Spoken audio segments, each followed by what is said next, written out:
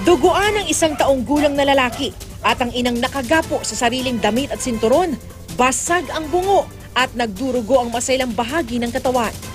Himalangang buhay pa nang matagpuan ng mga kaanak ang mag-inang ito sa kanilang bahay sa Santa Rosa, Laguna kahapon.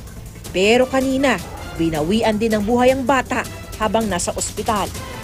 Isang natagpuang martilyo ang hinihinalang ginamit na pamukpok sa mag-ina. Punit yung kanyang bra at itong kanyang saplot. Plus itong may tama rin sa ulo itong bata.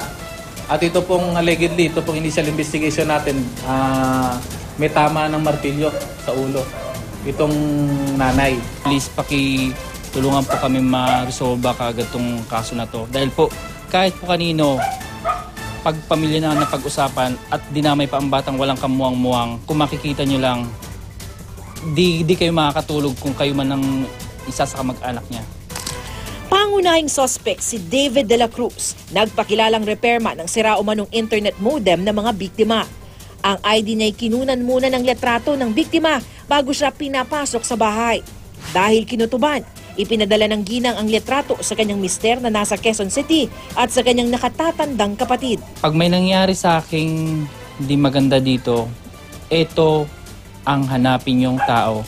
May kasama raw isa pang lalaki ang suspect ayon sa mga saksi. Itong witnesses natin, exactly nakita nila ito pong mga suspects na pumasok sa bahay at sila po yung huling-huling lumabas. At from that time, ng between 2:30 to 4 p.m.